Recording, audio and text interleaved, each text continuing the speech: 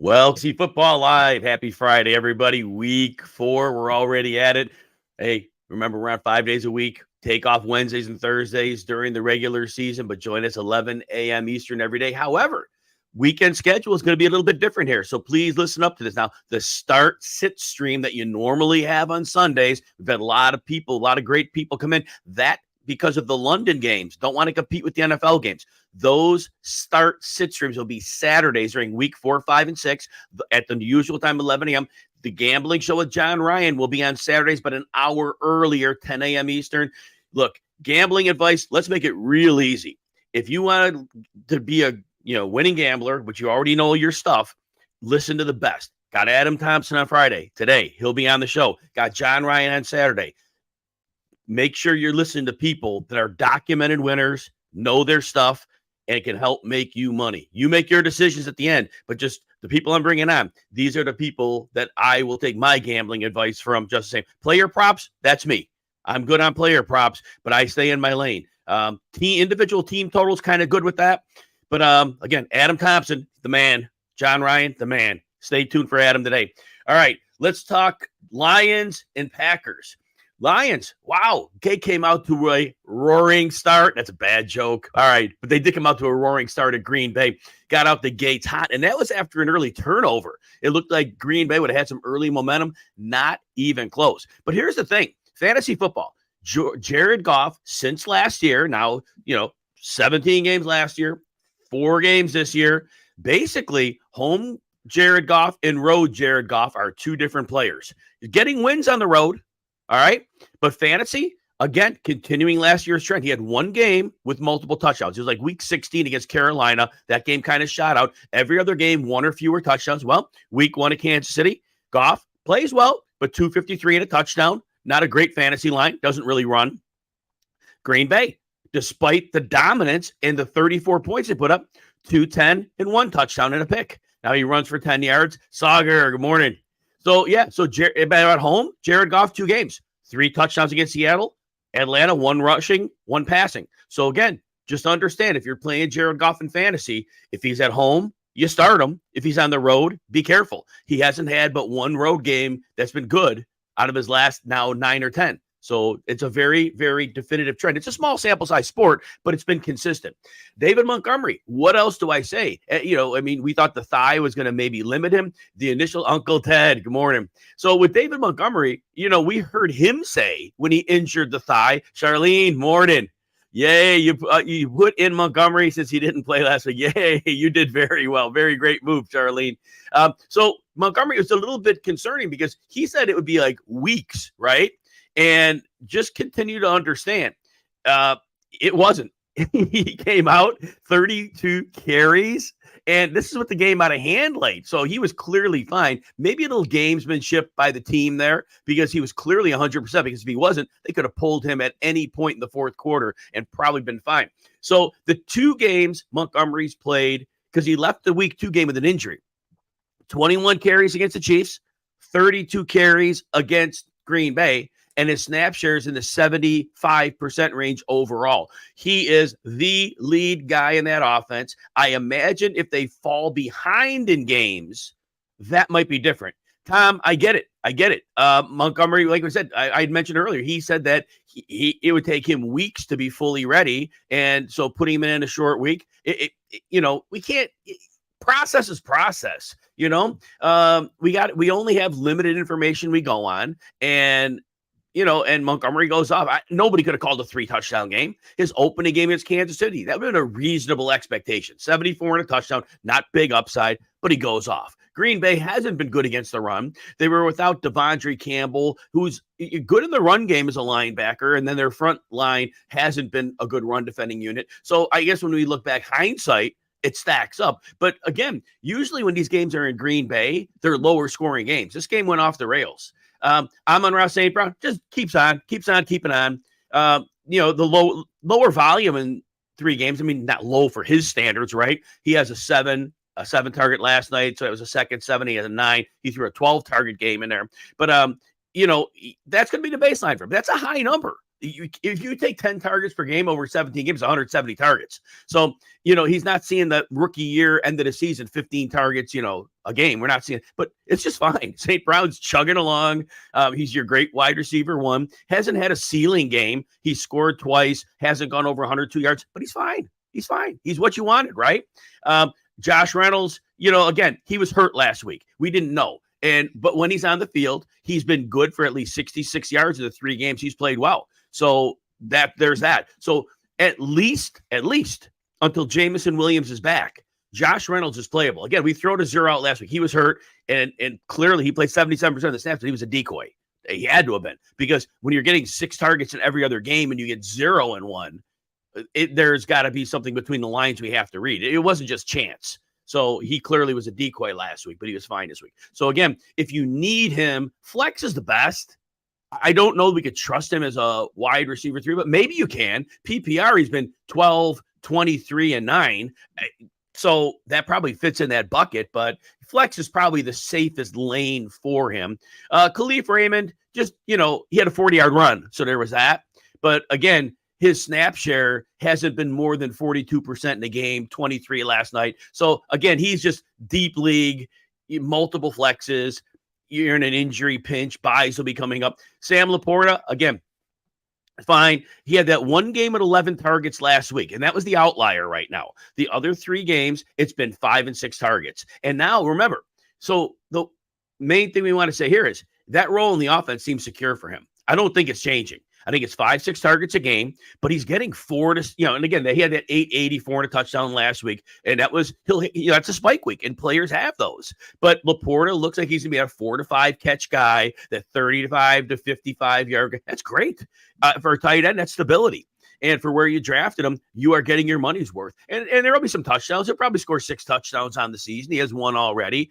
They could come in bunches. So, yeah, Sam Laporta has been great. And, Uncle Ted, you were playing against Goff and Jones this week. So there you go. Yes, that worked out well for you. For sure it did. And so I think we turned a page on the Lions here. And Charlene, get it. Yep, Lions off is definitely trusting them for sure. They're getting it done. That offensive line is really good. It's nice for them to have Taylor Decker back at left tackle. He's a big difference maker for them. It's a great line overall, but he is the anchor. All right, Packers side of the ball. So it's 2 weeks in a row now with Jordan Love that he's come out really rugged. Last week against New Orleans, rugged, and then they fell down 17-0. They come back 18-17 win. This week they fall way behind early. He's making mistakes, and then they still get blown out, but he had it close. He had it close for a while. So we got to read between the lines. We don't know what it is. Small sample. But remember, I tell you all the time that when a team gets a big lead, there's that subliminal button in the back of your mind that tells you won. And your logical mind says, no, play hard, they're dangerous. But the subliminal switch goes off because you feel you won the game. The adrenaline is completely different.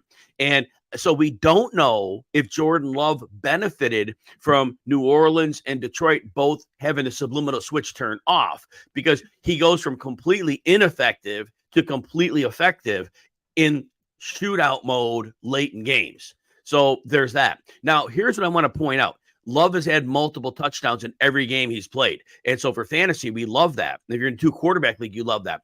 I still want to point out, week 1, they played Chicago. Week 2, they played Atlanta. Those 2 games, either the Packers were leading or they were close. In those games, he attempted 25 and 27 passes. That is the offense that they want to run. That's Matt LaFleur's offense. Vorador, welcome. So that's what they want to. But you see, the New Orleans game, 44 attempts, because again they trailed 17-0. They had to go in a heavy pass mode. Last night, same thing. Not the game plan. They end up attempting 36 passes. Again because of trailing. So we have to be. So it looks like with Love, we got to be careful with that, right? So we don't know what he is yet as a quarterback, and we also can't fault him for a lot too. Christian Watson did play 46% of the time last night, had 4 targets, but this offense, Jordan Love hasn't had his offensive weapons with him the whole. Aaron Jones was knocked out a week 1 with a hamstring, and last night, Aaron Jones only played 35% of the snaps. So Jordan Love, whatever he's going to be, it's still a work in progress. So we have not enough data. You got to have your collection of weapons. Christian Watson, at its base adds a speed element that offense doesn't have. And that allows the coach, Matt LaFleur, to dial up a lot of different things. Sauger took 32.5 pass attempts, and that worked. Yeah, and that worked because they got down big, so that worked out well for you.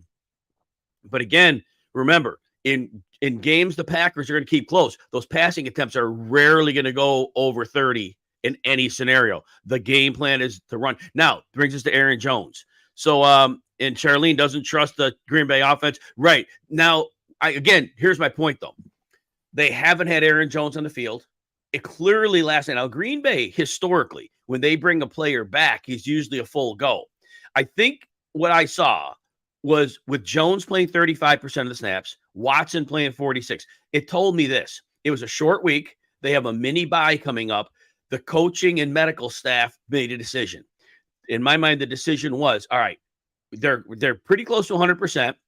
Let's get them through this game, get them conditioned, field condition, and then we got 11 days off, and then we're ready to go in week 5. I think that's their plan. And I believe they have a week 6 bye, I believe. Top of my head, I'm not sure. But anyway, point being, next week, I think we see what the Packers offense is, which brings us to A.J. Dillon. Look, if I'm a coach or a GM, this guy's done. He's done. He was good in his rookie year. Each year he's gone down. Bears, 13 carries for 19 yards.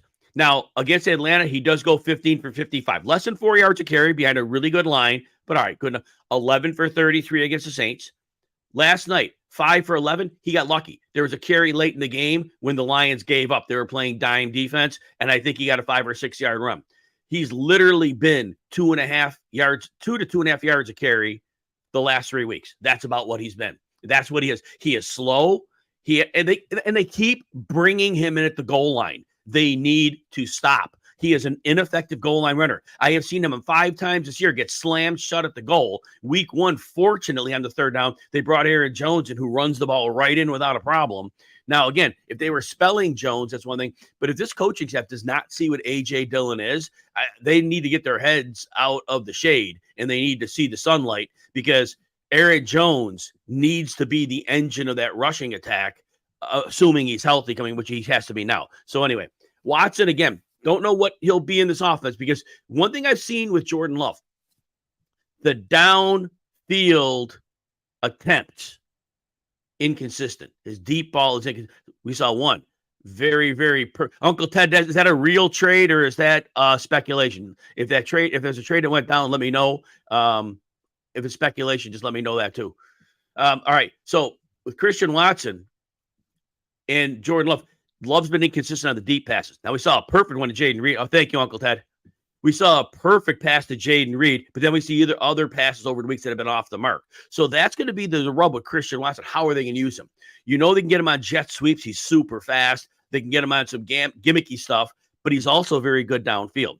But if the passes from Love aren't going to be accurate downfield, so again, we got to be interested to see what's going to work with Christian Watson, how they're going to use him. We don't know yet. We don't know in this iteration of the offense.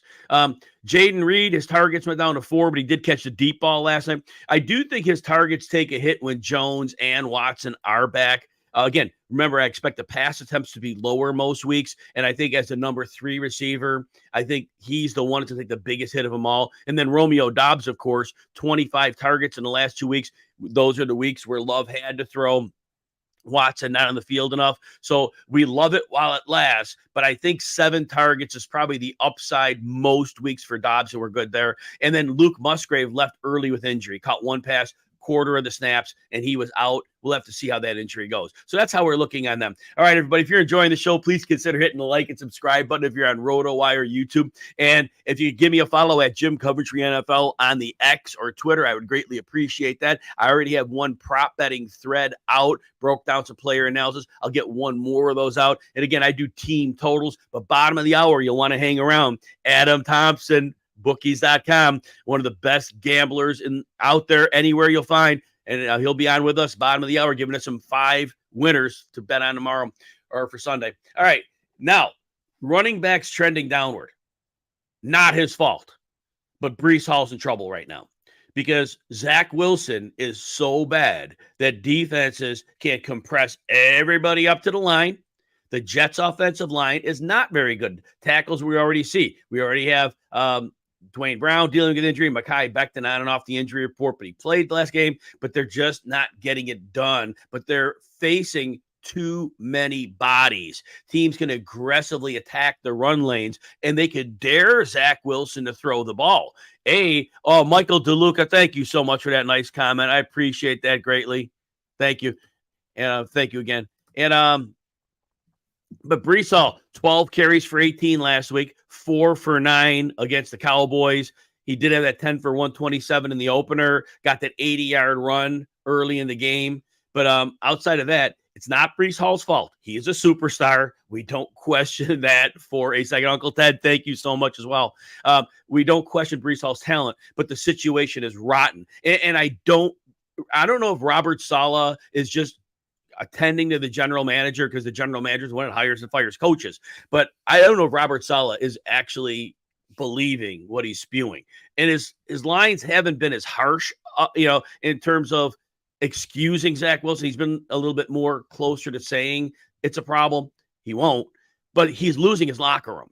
And the defense is very angry because they know that no matter what they do, it's not going to be enough. And we're going to see some very quick discord, and that could turn into on-field performance. So I am either not betting the Jets. They're playing Kansas City this week, so not thinking about them anyway. But that defense could start to check out.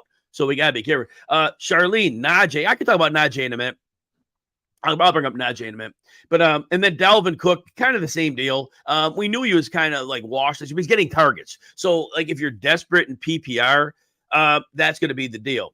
All right, I will talk about Najee. Najee, from a fantasy football perspective, has been a bust. On film, not a bust. Here's what's going on. First of all, his 19 for 65 last week, until late in the game when they were grinding out the clock and the Raiders, they knew they were running, he was running just fine. They're not giving him work. And he's still breaking tackles. What happens is when Najee's on the field, the defense is at the very minimum in their base, and they don't respect Kenny Pickett. So Najee is seeing the Raiders came in with a very unique strategy. They played a 5-man front on when Najee was on the field. Basically, instead of a 4-man front, they put a 5th man up there to deal with the run. And the Steelers line, they've been adding pieces. They're not playing well yet. They do not look good. They're not opening up room, and the 5-man front hurt them. Najee is just not getting the field goals. I read field goal on the screen from Uncle Ted. I'm sorry. He's not getting the passing down work. And Jaylen Warren, look at his yards per carry. It's not good. What he's doing is this, though. When he comes in the field, defenses are immediately going in a nickel or dime because they know it's going to be pass. They know they're not running the ball intentionally with Najee. Now, they occasionally will do a draw, and he gets yardage because all the defenders are back, and he's able to sail against light personnel. Jaylen Warren is a clear backup running, but the Steelers, Matt Canada does not know what he's doing. The motion he uses is not intentional. It's not setting up defenses. And so, but basically Jaylen Warren is cleaning up when the defense knows Matt Canada doesn't have a play call that's going to be Najee running the ball because he's not on the field. So if they finally go back, and if they think it through, Najee's fine, and he could catch the ball. They need to have him on the field because if they have him on the field, they can throw more. But when they have Warren on the field, the passing game is less effective. So the whole offense is dysfunctional because of Canada. But I have seen no decline in Najee Harris. Like you saw him in that Raiders game. He had a bunch of bodies, and he was still grinding through people, getting extra yards after contact. He was taking everything he could. He's not being set up for success. So for fantasy, yes, right now he's a bust, no question. And I don't know that it changes because Matt Canada apparently has somebody because they won't fire him, and I don't get it. But I get fired up about that one because it's definitely the coaching and it's not the player. And no offense to anybody, because what you see is what you see. You're a fantasy player, and you're right to say he's a bust because he's been. So anyway, that said, I don't know what's going to turn around because I don't know what Matt Canada is. Tyler Allgeier trending down a bit. I said when you draft him this year, he'd be a flex level most weeks. And, even in the 16 carry, 48 yard in week 2. All right, 4.8, not the end of the world. It's not a great game.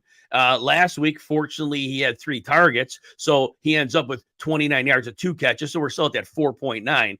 Not what you wanted. The opener, he had 94 total yards, 3 catches, 2 touchdowns. His snap share has gone down each week. That's what's been troubling. We went from 56% to 44 to 30. Now, I'm back to Najee Harris. Bijan Robinson, certainly earning more work. He's a superstar. They need to get him on the field. So no question there. It's just usually Atlanta's run volume is so high. Like even, like I said, Tyler Allgeier had 16 carries 2 weeks ago. The 7 last week is what it is. But we see the more work Allgeier gets, the more he gets. But Bijan Robinson, they got to play him because he's a superstar. So they'll figure something out. I still think Allgeier is going to have flex value most weeks. And it's just game script, things like that. Both running backs, the way this offense runs, because they're not going to be a pass team. And here's what's ridiculous. It's not that Drake London and Kyle Pitts aren't getting, they're not getting what we want. We know that. We're very frustrated. But the thing is, Mac Hollins has more production than Drake London. And right now, we see that Jonnu Smith has had more production the last 2 weeks than Kyle Pitts. And that's a problem. I get it if you're not going to throw, and I get it you can't force it to your receivers, but you kind of can because you got Bijan, and it's not like you only have Drake London. You got Kyle Pitts too. And it's a fail. It's a fail on the coaching staff. Every play that you're not getting it to Pitts in London and you're getting it to Jonnu Smith or you're getting it to Jonnu Smith or Mac Hollins, it's a loss. It's a loss. They have to get some targets, but they should not be in the same ballpark with the other guys. And that's where the disconnect with Arthur Smith is. And he's been a winner. He's winning most part. He's a good coach, but something's got to get figured out. When you have these star players, they need to get the football. It opens up your running game. Your vaunted running game gets opened up if you do that, and that's been a problem. Sauger, in terms of Drake London, I would try to trade him. Somebody's going to see the upside on that. I would think that someone's going to see that. So try to trade him first because, like Uncle Ted says, maybe Heineke comes in. Now, Heineke's not good, and here's the reason he probably doesn't get in. Arthur Smith expects only one thing out of his quarterback. Don't turn the ball over. Well, Desmond Ridder doesn't. Desmond Ridder will hold the ball, take a sack, or throw it away. He won't turn it over. And so that is getting a lot of points with Arthur Smith. Not that I don't agree with it, but Heineke's a turnover machine. He's a YOLO guy. And I think that's the one thing Arthur Smith doesn't want. He doesn't want a YOLO guy. Now, the GM brings him in, so there's that. But I just think that unless Desmond Ridder starts turning the ball over, Arthur Smith's going to live with it. Isaac, Uncle Ted, I like Uncle Ted's answer on this one. The line for Daniel Jones is a real issue right now, and I don't know if they're getting Andrew Thomas left tackle back. But Seattle was normally a bad run defense, and all of a sudden, with Bobby Wagner, who can't run and cover, but he can run pass defend. I can run defend. I'm sorry. Their run defense is way better this year. And I don't know how much Daniel Jones will get going here. But if Fields doesn't get it this week, I don't know what to do because Denver's slow on defense. And Denver's terrible. Now, Denver's going to move with a chip on their shoulder, okay? Because they had 70 points hung on them, but they had a lot of injuries. Both of their safeties are out. I think one's on IR. I don't know if the other's coming back this week. Justin Simmons, don't know if he's back. They also have pass rush injuries. So I think you got to go Fields this week. If Fields, here's what I want to tell everybody about Justin Fields. The one thing last year, remember, I dropped him after week 3 last year. It was like this year. It was like horrible. Can't keep him. And then all of a sudden all right, we're going to do real design. We're not these read option runs. We're going to do real design runs. And all of a sudden then he was a league winner for people. So that's still out there. That you can't just say that's not coming back. The Bears might be a horribly coached team, but this staff did that last year. So it's possible that happens. Yeah, Uncle Ted, both Roschon and Khalil Herbert. Denver is very slow defensively. They not just are bad against the pass, they're terrible against the run. And it's not just because Miami thrashed them. They're just not good right now. And so the Bears have a chance here as long as their coaching staff doesn't mess it up. Cole Kmet's the prop I'm betting this week. His 28 yards. Now, the first two games, he was well over that. Last week, they were playing the Chiefs, so good luck with that. The Chiefs have been lights out, and they just toyed with the Bears. But Denver's giving it up to tight ends. And so this is a good week to bet the over. I got that at Jim Coventry NFL, my props thread. Cole Kmet, he'll be on the one later today. I don't think he's on the one yet, but he's up. He's coming. If he's not on the current one, he's on the next one.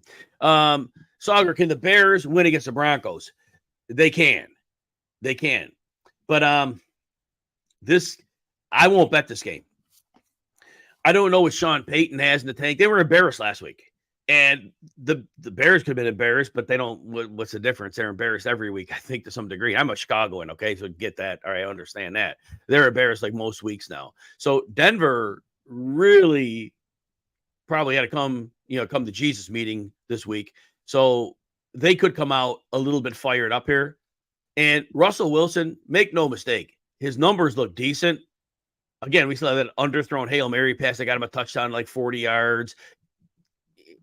A little better than last year, but not much. So this game, I won't bet it. I have this game could be 28-10 either side. This game could be 17-16. Hell, this game could be 6-3. There's any outcome in this game. I cannot bet this one with any certainty at all. So they can win. Yeah, they definitely can win. But I just won't bet it. I'm just going to leave it at the Bears defense is awful. No pressure. They can't cover, and they can't stop the run. So if Sean Payton has anything, they're going to be fine. All right, Charlene, you picked up. You know what? Stashing players is always smart, especially depending what's on your roster. If there's a direct path to playing time, like Rico Dowdle, direct path to playing time. If an injury to the starting running back comes in, you got yourself somebody that's going to get usage. And remember, especially at running back, volume is king in fantasy football. Now, Josh Downs, he in 12-team leagues with multiple flexes and a decent-sized bench, he should be rostered in league. So that's a good pickup there because Josh Downs is getting targets every week. And his PPR floor, he hasn't had a ceiling yet, but his floor has been good. He is getting, and I don't have the numbers in front of me, but I want to say it's at least 5 targets a game. And I think he's got a double-digit one in there as well. So he's definitely getting the ball. And way more than Alec Pierce. And then for Leonard Fournette, here's my thing. I wonder if he is anywhere in the stratosphere of being in shape. I've seen him get heavy in the past. And the fact that he's not on a team now and through training camp, and if he was trying to get on a team and he hasn't, I don't know. I wonder how much he's been working out. And if he's not in shape and he shows up to a team, are they going to bring him in and say, oh, yeah, we'll give you a month to get – you ain't got a month to get him in shape? I might be wrong. It's a total guesstimation. And if so I don't think he's going to sign anywhere. I don't think so. I don't – there were certain things he brought to a team, but there's a lot of drawbacks to his game, especially at this stage of his career. So I wouldn't feel bad about leaving him on the waiver wire. Wouldn't feel bad. We got Adam Thompson come up in the next minute or two. I can take a question here. Do we trade Diggs and Connor for Saquon and Kupp? 50-50 on that one. Saquon, if that's a high ankle, a lot of times that high ankle, you're welcome, Charlene. A lot of times that high ankle lingers for a long time. A player isn't often the same player. Now, sometimes he is. And I don't like that they're hurrying him back. Don't like that at all. Cooper Kupp is certainly, obviously, we've seen what he could do at Matthew Stafford before, so we love that. Diggs was disgruntled again last week. That's a lot of back and forth. But as long as he's out there, he's getting his 7-8 catches. Oh, betting Diggs over 6.5 receptions, juiced to like 125. That's a good bet. Miami gives up a lot of underneath stuff, and it should be a fairly high scoring game. So that's a great opportunity for him this week. Anyway, that's the bet. But anyway, the Connor and Saquon. So I don't know if Kupp loses volume because of Puka. I don't think so. Saquon, I'm worried about the injury.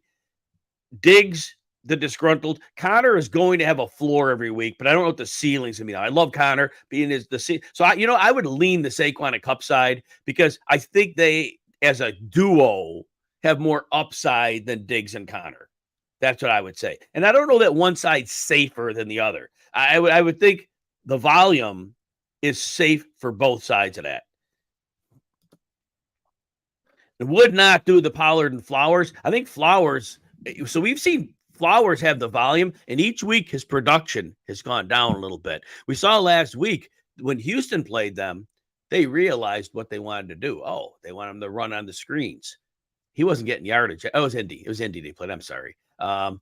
Indy, they were on it. He wasn't getting any yardage after the screens. They know what they want to do with him. So right now, unless they figure out something else for Zay Flowers, he's getting targets. But I'm very concerned that that's not it. Let me see if I got Adam Thompson waiting on me here. Make sure I got this going. Adam should be coming in at the bottom of the hour, which is right about now. So I'm going to make sure I have a message from him, and I sent him the studio link. It's going to make sure I've got that real quick. And then, do I like Fields? So here's the thing with Fields. And I'll add, I think we got Adam. With Fields, I have no idea what we're getting. I'm hopeful they turn him loose like last year, but right now, I'm a little skeptical. Adam Thompson, happy Friday, my friend. Always great to work with you. Your knowledge of football is unprecedented. Adam, what I was telling people before I welcome you in here, at the beginning of the show, I was telling people, be careful. Listen, you should listen to people when you're betting like Adam Thompson, because there's a lot of people out there spewing a lot of advice about betting. Make sure that you know that the people who listen to know their stuff. When you hear Adam talk, you know right away, this guy understands the game inside and out. I don't want to bring people on the show that are just going to, spitball ideas.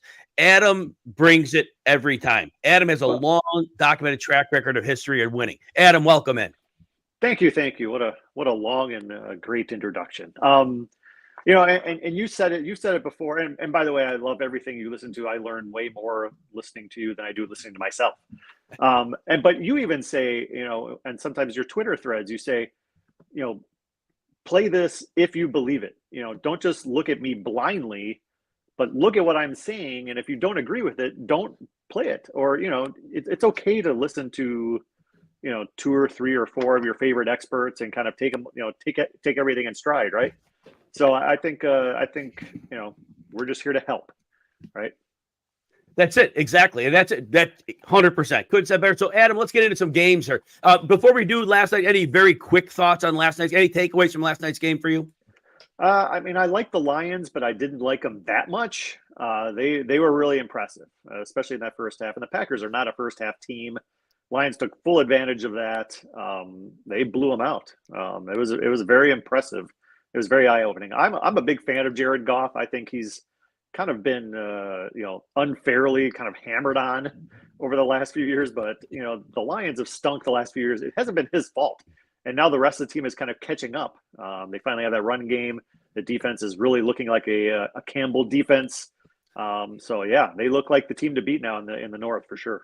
Yeah, it should be fun going forward. Adam, let's talk some week 4. So we've got the wonderful London game, which forces my weekend stream to start. I got to move it to Saturday. I don't compete with the NFL ever. They beat everybody. Anyway, we have no home team. Jacksonville's technically the home team playing in London. So it's Atlanta going to Jacksonville. Jacksonville, Adam, they've caught some bad luck. They've had a lot of drop passes. Trevor Lawrence, his numbers don't look great. Ridley's dropped a couple touchdowns. Zay Jones a couple weeks ago stepped out of bounds on one that was easily inbounds. Zay Jones had a brain lapse. And so I don't know what to make of them. Atlanta, we know what they're about. They're about the run, getting a little better on defense. How do you handicap this game?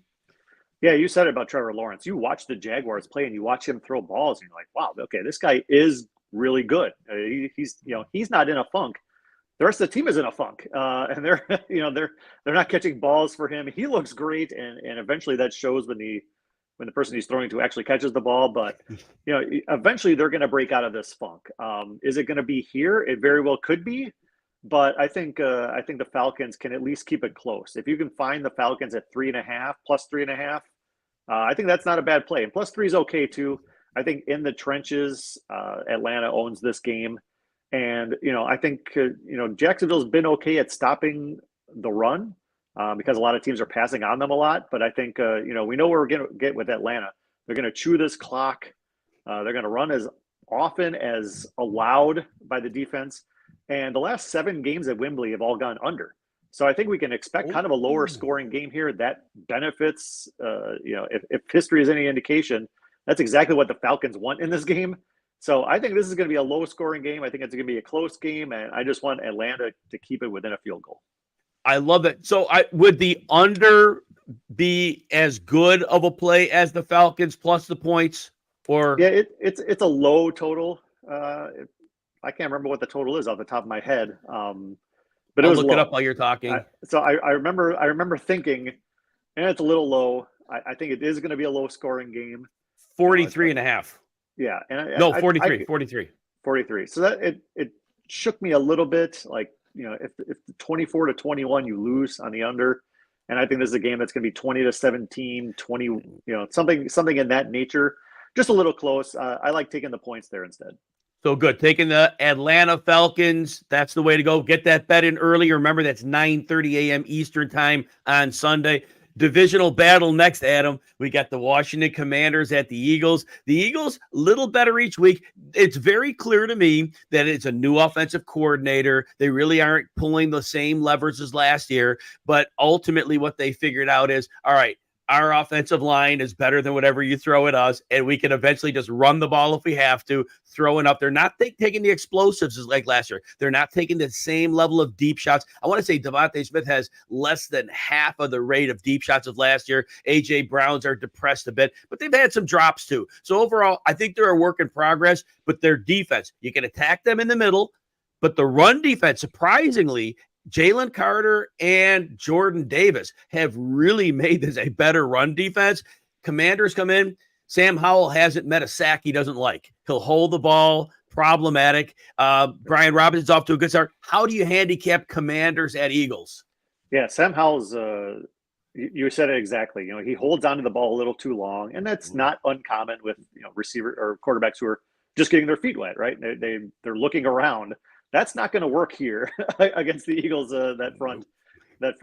So I think Washington's in a lot of trouble. We kind of saw it last week. They finally took on a true contending team in the Buffalo Bills and got absolutely obliterated. This team, Washington, and I like Sam Howell. I think he's got a bright future, but in their games that aren't against the Denver Broncos, they're averaging under 250 yards a game, and they're averaging 4 turnovers a game. So I think they're in a lot of trouble here. And you go to Philly, you're right. You're exactly right. It's a work in progress, this offense. You could tell, they're not taking those deep shots. It's not, the free-for-all it was last year with weapons everywhere. They still have those weapons. They're just figuring it out. They still have yet to score under 25 points in a game, though. So they're still scoring at least 25 in every game. So if they score 28 here or 31 here, which I think they very well could, how is Washington going to score 24 or 27 and cover the spread? So I love the Eagles here. I think they cover the spread. It's an odd number, -8 around there. Yeah. It's not the greatest number in the world, but I think this is a 10 to 14 to 20 point win. And remember last year, the Eagles were kind of, everybody was kind of talking about unbeaten. Are they going to go unbeaten? Washington came in there very unregarded and beat them in prime time. So I think the Eagles, will not take Washington lightly, and I think they get off to a big lead and just kind of roll from there.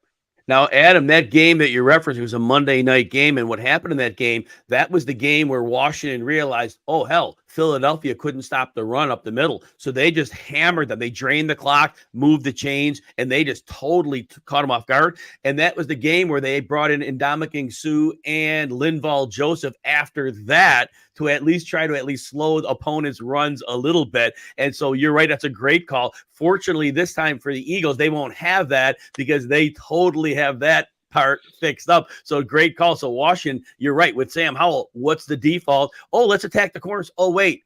Bradbury and Slay, probably not such a good idea. So I love that. I think the Eagles should roll here. Another wonderful call on that. So next one we have, this is a playoff matchup of a couple of years ago, Cincinnati at Tennessee, where Ryan Tannehill threw that late interception when Tennessee was the number 1 seed and got knocked out. Thought that was fun. But now Derrick Henry, either the line is so bad or he is done.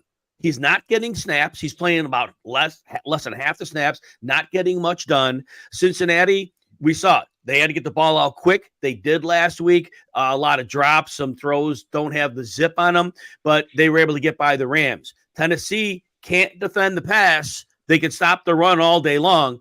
What gives in this game? Yeah, when it comes to Derrick Henry, I still think he has something left in the tank, but that O-line, we kind of saw it last year. He kind of, in spite of the blocking in front of him, still had a halfway decent season, got battered pretty bad. But now, last week he averaged just over 1 yard a rush. That's not Derrick Henry football. Now, since he can't stop the run. So that is a bit of a concern here because I like the Bengals. Laying just 2 points, I think that's a very fair number for a Joe Burrow team. We saw them kind of, figure out a way to win. He clearly wasn't 100%. They're still trying to figure it out, but he should be 1 week healthier and 1 week more confident. And now you're taking on one of the bottom pass defenses in the NFL. So I think they can just simply outscore the Titans. If it gets, if they can get off to a hot start, I think Tennessee's obviously in a lot of trouble because Ryan Tannehill just doesn't have it. That O-line's not blocking for him. And it's going to snowball from there. So I think this could be a close game. It could be a field goal game. -2 isn't bad for a field goal game, but this could also be like a 37-14 Bengals blowout game. And then you're going to really be happy that you took him at -2. Adam, on Monday night, we used Lou Anarumo's name a lot, the defensive coordinator for Cincinnati. He went into the game against the Rams and he realized, all right, Stafford wants to get the ball out, but that offensive line is bad. And he brought relentless pressure at that line, and that line could not hold up. And obviously the Bengals didn't score a lot of points, but they had enough to win. But Anarumo completely neutered the offense. And I think with Tennessee, they have no offensive line right now. And Anarumo is going to make it hell for Ryan Tannehill. So I think you're completely on that one again, that this is one Cincinnati, whatever way they have to do it, they should be able to cover what is now a 2.5 line. There's a 40.5 total on that game. Where do you think that one falls? Yeah, I would lean over. Just because, if Tennessee gets its way and the game is close, they should be able to get some. If Derrick Henry can't rush 24 times for 85, 90 plus yards, then it's trouble because this Bengals team has not been good in that respect. And then both teams will be scoring. I think the Bengals are going to score either way.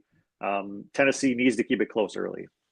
Yeah, Tennessee right now, they don't get a great pass rush. They get a little bit of interior pressure, but the Cincy line can hold up to what they have there. So, yeah, Burrow should have enough time to throw in this one.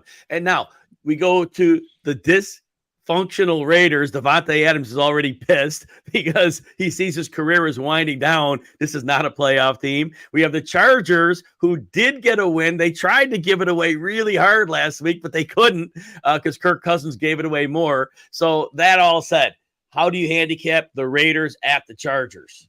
Well, you fade the Raiders, whatever you can do at this point. Jimmy Garoppolo, who knows if Jimmy Garoppolo is even going to play? He's still in concussion protocol. At this point on Friday, even if he clears it, he's going to have 0 practice time.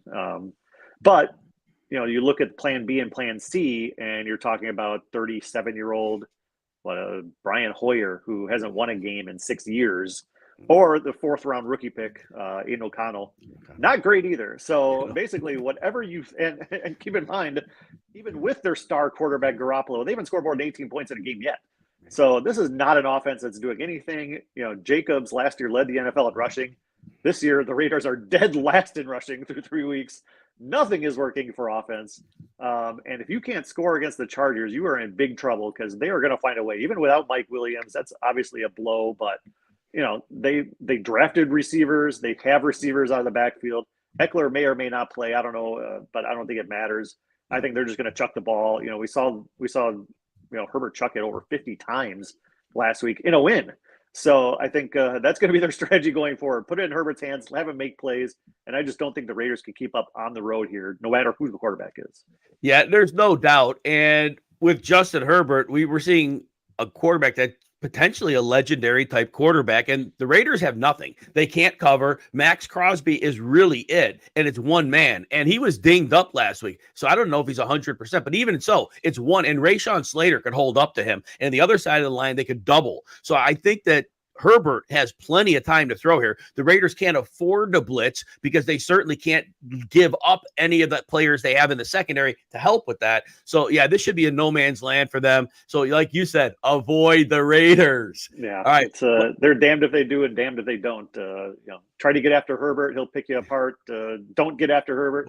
He'll pick you apart. So, whatever they try to do isn't going to work, right? The classic lose-lose scenario. So, again, this is -5 right now, so no issue laying 5? 5.5. Anything below 6 is a great deal, I think, for the Chargers. Beautiful. Now, the last one, Monday Night Football. Seattle Seahawks at the Giants. Everyone's excited about this one. Well, maybe not, but Saquon may or may not play, limited practices, coming off a high ankle sprain, so I wonder what his effectiveness will be coming back. Seattle, they're a weird team. Their run defense is better than it was last year. Tariq Woolen missed last week. Not that the Giants are a threat to throw the ball, so maybe that's not a big deal here. Giants' offensive line is really banged up right now, and they're not good to start.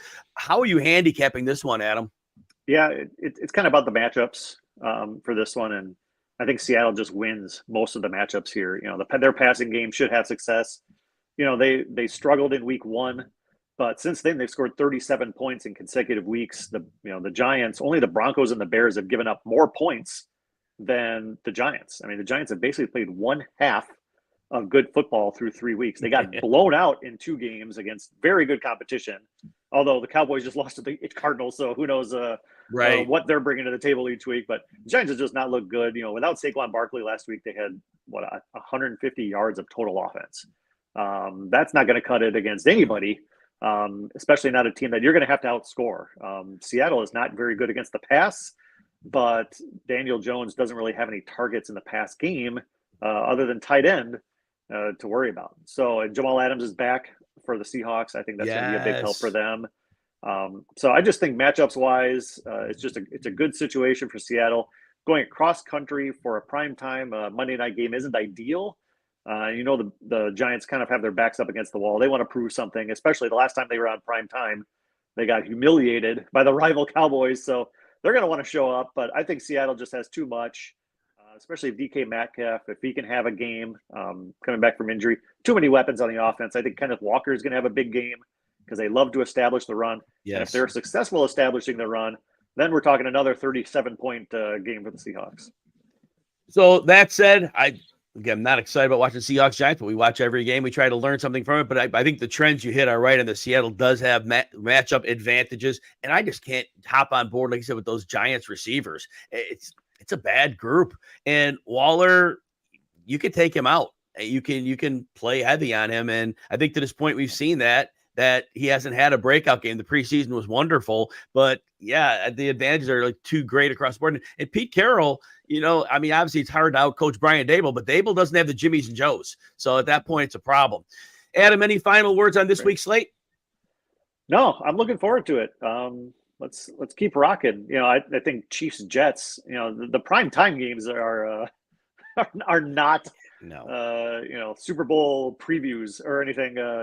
Bills Dolphins is going to be a heck of a game at the early slate. That was a tough one to call. I looked at that one for a long time, and Miami's doing so many things right, but Buffalo's Buffalo, and we saw them last week kind of really impose their will on an opposing team. They have all their weapons, so I think that's going to be a heck of a game. Yeah, the one thing I'm looking for in that game is right now the way that Mike McDaniel is utilizing that speed, and he didn't even have Waddle last week. Hill, Waddle, Mostert, and Achane. That speed and the way it's being leveraged, the half motions, the confusion, all the things that are being caused. I don't think Buffalo has anywhere near the team speed to hang. Their corners are like 4 or 5 guys. They're not fast at all. They're good, but they're not fast. This is a level of speed, and I think that it's going to take the league. If the league can catch up with the Dolphins, that's when I think after maybe half a season, there's enough film, multiple games. That's Miami. I don't know how the outcome is either, Adam. Miami's going to score a hell of a lot of points. Do you see it any differently? No, I think both teams will score more than the Broncos and the Bears will score against each other. That's going to be a hell of an opposite good game, I think. Yes, no question. That's the somebody got to win bowl. So he's Adam Thompson. You find him at Bookies Adam. He's here every Friday. But Adam, before I tell people where to find your work, remember, if you want to see the live stream start sit, it is not on Sundays because there's an NFL game on at the time. The live stream start sit will be Saturday at 11 a.m. Eastern. Adam, tell everybody where they can find your work. Twitter, Instagram, probably Twitter's I'm more interesting. At Bookies Adam, and bookies.com obviously has all of our insight and picks at bookies.com/picks for the picks themselves. Yeah, like I said, Adam is a documented winner. Definitely make sure you're following his work and watching the show every Friday. Nice words from Charlene and Sauger. Thanks, everyone. Everyone have a great week. Good luck in week 4, and we will talk to everyone soon.